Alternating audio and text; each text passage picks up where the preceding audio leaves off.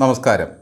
പ്രശസ്ത നോവലിസ്റ്റ് വി.ജെ. ജെയിംസിൻ്റെ ചോരശാസ്ത്രം എന്ന നോവൽ നിങ്ങൾ വായിച്ചിട്ടുണ്ടോ സഖാക്കളെ? ചുരുക്കി പറയാം, അങ്ങനെ ആശിച്ച് നോട്ടം കൊണ്ട് പൂട്ടു തുറക്കുന്ന വിദ്യ കള്ളൻ സ്വായത്തമാക്കി. കള്ളനാകെ അങ്കലാപ്പിലായി. എന്തു ചെയ്യണം, എങ്ങനെ ചെയ്യണം? ഈ കള്ളൻ സകലമാന ഇടങ്ങളിലും കയറി മോഷ്ടിച്ചു. സ്വത്തുക്കളും മറ്റു സുഖങ്ങളുമൊന്നും കള്ളനെ തൃപ്തനാക്കുന്നില്ല. പ്രായണ കള്ളന് നിധിയിരിക്കുന്ന സ്ഥലവും കാണാനുള്ള കഴിവ് ലഭിച്ചു. അതയാളെ കൂടുതൽ സ്വാർത്ഥനാക്കി. ഇതൊക്കെ കണ്ട് സഹകള്ളന് അസൂയയായി. നിധി ദർശനം സാധ്യമായെങ്കിൽ അത് നിൻ്റേതല്ലേ, അതിനെന്തിനു നീ വേവലാതിപ്പെടണമെന്നായി ഗുരുവായ പ്രൊഫസർ. തൃപ്തനാകാത്ത കള്ളൻ ഗുരുവിൻ്റെ വാക്കുകൾ വകവയ്ക്കാതെ അഗാധമായ ഒരു ഗർത്തത്തിലെത്തി. ഭാഗ്യദാതാവെന്ന് കരുതിയിരുന്ന നാണയത്തിലെ രാജാവിനാൽ കൈവടിയപ്പെട്ട കള്ളൻ അഗ്നിയിൽ അമരുമ്പോൾ കഥ അവസാനിക്കുന്നു. നോക്കൂ, ഭാഗ്യദാതാവായ പിണറായി എന്ന രാജാവിനാൽ കൈവടിയപ്പെട്ട രണ്ട് കള്ളന്മാരല്ലേ ശരിക്കും വാസു സാറും പപ്പേട്ടനും, അഥവാ കോപ്പർ വാസുവും കീച്ചൻ പറമ്പിൽ പപ്പനും. ഇവിടെ വാസുവിനേക്കാൾ ചോരശാസ്ത്രത്തിലെ കള്ളൻ്റെ കഥ ഇണങ്ങുന്നത് പപ്പനാണ്. അച്ഛൻ സന്നിധാനത്തെ വെടിവഴിപാടിൻ്റെ കരാറുകാരനായിരുന്നു. മുത്തശ്ശി അയ്യപ്പൻ്റെ ഉറക്കുപാട്ടായ ഹരിവരാസനം എഴുതി. ചുരുക്കത്തിൽ അയ്യപ്പനെ വെടിവെച്ചുണർത്താനും ഉറക്കുപാട്ട് പാടി ഉറക്കാനും നിയോഗം ലഭിച്ച ഒരു കുടുംബത്തിൽ നിന്ന് വന്നിട്ടും മധ്യേയുള്ള പത്മകുമാർ എങ്ങനെ ചോരശാസ്ത്രത്തിൽ ആകൃഷ്ടനായി? ആ നോവലിൻ്റെ അവസാന പുറത്ത് ഇങ്ങനെ വായിക്കാം: കാവലായി നിന്നതും കഴുകനായി വന്നതും നീ, കൊടുത്തവനും എടുത്തവനും നീയെന്ന് കണ്ടു. എന്തൊക്കെ നിധിയറയുണ്ടോ എല്ലാം സ്വന്തമെന്ന് കണ്ടവൻ്റെ നിറവോടെ പത്മകുമാർ പിന്തിരിയണമായിരുന്നു. സാധാരണ കള്ളന്മാർ അകത്തുള്ളതെല്ലാം മോഷ്ടിച്ച ശേഷമാണ് വാതിൽപ്പാളി കൂടി മോഷ്ടിക്കുക. ഇവിടെ അകത്തൊന്നുമില്ലാതെ യോഗനിദ്രയിൽ ലയിച്ചിരിക്കുന്ന അയ്യപ്പൻ്റെ വാതിലാണ് ആദ്യം പൊളിച്ചത്.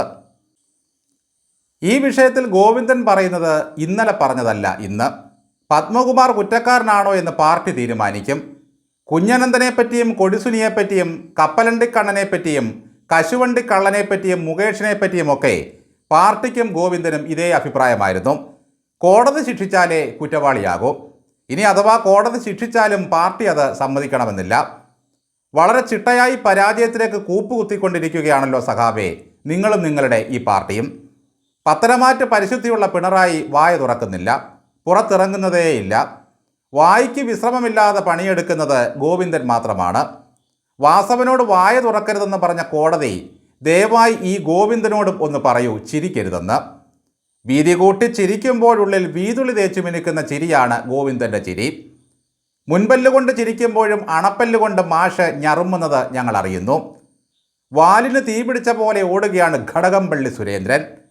മരമുറി ചാനലുകാരൻ കോലും നീട്ടി കടകൻ്റെ വീട്ടിൽ ചെന്ന് കയറി. വീട്ടിലിരിക്കാനും നിങ്ങൾ സമ്മതിക്കില്ലേ എന്ന് ചോദിച്ച് കക്ഷി സ്ഥലം വിട്ടു. സുരേന്ദ്രൻ്റെ ശരീരഭാഷ കുഴപ്പമാണെന്നാണ് അവർ കണ്ടെത്തിയത്. മറ്റു വീട്ടിൽ കയറ്റാൻ കഴിയില്ലെങ്കിലും സ്വന്തം വീട്ടിലിരിക്കാനുള്ള അവകാശമെങ്കിലും കടകംപള്ളിക്ക് നമ്മൾ കൊടുത്തേ മതിയാകും. ഇതിനിടെ മറ്റൊരു ദുരന്ത വാർത്ത കേട്ടു. വാസവൻ ഉടൻ ശബരിമലയിൽ എത്തുമത്രേ. ദയവായി ഭക്തജനങ്ങൾ ഒന്ന് സൂക്ഷിക്കുക. ദേവസ്വം മന്ത്രിക്ക് അവിടെ ഒന്നും ചെയ്യാനില്ലെങ്കിൽ പിന്നെ എന്തിനാ വാസവൻ പോകുന്നത്? ആഴിയിൽ തേങ്ങ എറിയാനാണോ? പൊന്നമ്പല വാസനയെ എന്ന് ഭക്തർ വിളിക്കുന്നത് തന്നെപ്പറ്റിയാണെന്നാണ് ഈ വാസവൻ കരുതിയിരിക്കുന്നത്. ഇന്നലെ SIT ചെയ്ത ഒരു കടുങ്കൈ കണ്ടാൽ നമ്മൾ പോലും ചങ്കത്ത് കൈവയ്ക്കും. വാസു സാറിനെ കോടതിയിൽ ഹാജരാക്കാൻ കൊണ്ടുവന്നത് ഒരു കൈയിൽ വിലങ്ങിട്ടായിരുന്നു. എങ്ങനെ നടന്ന മനുഷ്യനാണ്! കൈവിലങ്ങിന് പകരം ന്യൂഡൽഹി സിനിമയിൽ ത്യാഗരാജനെ കൊണ്ടുവന്ന പോലെ ചങ്ങലയിൽ ബന്ധിച്ച് വേണം പത്മകുമാറിനെ കൊണ്ടുവരാൻ. അതുകൂടി കണ്ടതോടെയാണ് കടകംപള്ളി നിൽക്കാതെ ഓട്ടം തുടങ്ങിയത്. റെയിൻകോട്ടിട്ട് ഞാൻ കൂടി വരട്ടെ അണ്ണ എന്ന് വല്ല മധുമൊഴിമാരും പിന്നിൽ നിന്നും വിളിച്ചു ചോദിച്ചാൽ വിഭാണ്ടകനെ പോലെ ശപിച്ചു കളയും. ശനിയുടെ രാശിമാറ്റം മൂലം കട്ടവരെല്ലാം അകത്തേക്ക് പോവുകയാണ്. ശനിദോഷം മാറാൻ ശനീശ്വര മന്ത്രം ജപിക്കുന്നതാണ് പ്രതിവിധി. പിണറായി വിജയൻ ജപവുമായി വീട്ടിൽ തന്നെ കഴിഞ്ഞുകൂടുകയാണ്. നീലാഞ്ജന സമാഭാസം രവിപുത്രം യമാഗ്രജം എന്ന മന്ത്രമാണ് ചൊല്ലേണ്ടത്. എന്ന് വെച്ചാൽ നീലാഞ്ജനക്കല്ലിൻ്റെ ശോഭയുള്ളവനും യമൻ്റെ ജ്യേഷ്ഠനും ഛായാദേവിയുടെയും സൂര്യൻ്റെയും പുത്രനുമായ ശനി ഭഗവാനെ ഞാൻ നമസ്കരിക്കുന്നു. ഇതല്ലാതെ കണ്ടകശനിയുടെ കാലത്ത് പിണറായി ശമംഗളം ചൊല്ലിയിട്ട് കാര്യമുണ്ടോ? ജയിലുകളിലെ ദേവസ്വം ബ്ലോക്ക് നിറഞ്ഞു കവിയുകയാണ് സുഹൃത്തുക്കളെ. വന്നവനും നിന്നവനും നോക്കി നിന്നവനും എല്ലാം കട്ടുമുടിച്ചത് കണ്ട് ഭഗവാൻ ഉറക്കത്തിലാണെന്നാണ് ഈ മഹാപാപികൾ ധരിച്ചു വെച്ചത്. പപ്പൻ്റെ മൊഴിയിൽ പിടിച്ച അന്വേഷണ സംഘം അള്ളിക്കയറിയാൽ കടകംപള്ളിയുടെ കാര്യം അധോഗതിയിലാകും. കടകനും അകത്തു പോയാൽ പിണറായിയുടെ പേര് വിളിച്ചു പറയുമോ എന്ന് ആരറിഞ്ഞു. എന്തായാലും മൊത്തത്തിൽ പിണറായി സർക്കാരിന് അപശകുനമാണ്. ആഗോള അയ്യപ്പ സംഗമത്തിന് മുമ്പ് ചന്ദ്രഗ്രഹണത്തിൻ്റെ അന്നാണ് ദ്വാരപാലക ശില്പത്തിൻ്റെ പാളി ഇളക്കിയത്. അതിനുശേഷം ഗ്രഹപ്പിഴ കൂടെ കൂടിയിരിക്കുകയാണ്. പിന്നീട് ചെയ്തതൊന്നും ഫലം കണ്ടില്ല. അമാവാസി നാളിൽ പത്മകുമാർ അകത്തുപോയി. പിണറായി സർക്കാരിൻ്റെ ഗ്രഹണം തുടങ്ങിയിരിക്കുകയാണ് മക്കളെ. ഇപ്പോൾ ക്ലിഫ് ഹൗസിൽ അടുക്കള ക്യാബിനറ്റ് ചേർന്ന് സ്ഥിതിഗതികൾ വിലയിരുത്തുന്നുണ്ടാകണം.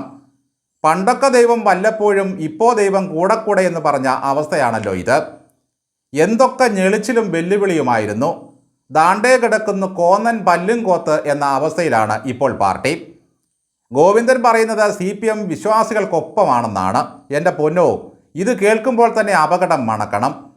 തലയ്ക്ക് വെളിവും വെള്ളിയാഴ്ചയുമില്ലാത്ത മറ്റൊരു അന്തം കമ്മി ഇറങ്ങിയിട്ടുണ്ട്. PK ഗോപൻ. പുള്ളി കൊല്ലം ജില്ലാ പഞ്ചായത്തിൻ്റെ പ്രസിഡന്റോ മറ്റോ ആയിരുന്നു. പിണറായി സർക്കാർ കൊടുത്ത ലിസ്റ്റിന് പ്രകാരമാണത്രേ കോടതി SITയെ നിശ്ചയിച്ചത്. ഒരാളും രക്ഷപ്പെടാൻ പാടില്ല എന്ന ആത്മാർത്ഥതയാണത്രേ ഈ സർക്കാരിനുള്ളത്. ഈ കള്ളന്മാരെയൊക്കെ ശബരിമലയിൽ വലിച്ചു കയറ്റി കൊള്ളയ്ക്ക് കൂട്ടുനിന്നത് പിണറായി സർക്കാരല്ലേ ഗോപ? ആ ലിസ്റ്റ് അപ്പോൾ ആരാണ് പിണറായിക്ക് കൊടുത്തത്? ഒരേ അച്ചിൽ വാർത്തെടുത്ത വിവരദോഷികളാണ് ഈ പ്രസ്ഥാനത്തിൻ്റെ അലങ്കാരം. ഡോക്ടറേറ്റുള്ള മറ്റൊരു വിവരദോഷിയായി മാറുകയാണോ ശ്രീ ഗോപൻ? ആലപ്പുഴയിൽ ഒരു ക്യാമ്പിൽ 60 രൂപ ഓട്ടോക്കൂലി കൊടുക്കാൻ കാശ് പിരിച്ച ഓമനക്കുട്ടനെ നിങ്ങൾ കള്ളനാക്കിയില്ലേ എന്നാണ് PK ഗോപൻ ചോദിക്കുന്നത്.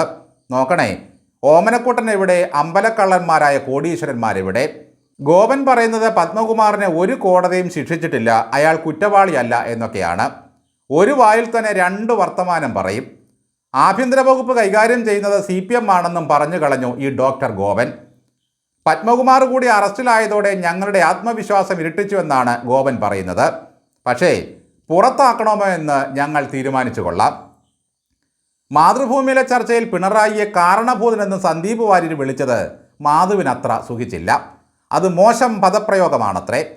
കൈകൊട്ടിക്കളി സംഘം പിണറായിയെ വിശേഷിപ്പിച്ചത് അങ്ങനെയല്ലേ മാധു? ഇതിത്ര വലിയ തെറിയാണെന്ന് ആരറിഞ്ഞു? പരനാറി എന്നൊന്നുമല്ലല്ലോ വിളിച്ചത്. ഒരു കൊള്ളസംഘത്തിൻ്റെ തലവനെ അങ്ങനെ ആദരപൂർവ്വം വിളിച്ചത് തന്നെ ഒരു നല്ല മനസ്സിൻ്റെ ലക്ഷണമല്ലേ മാധു?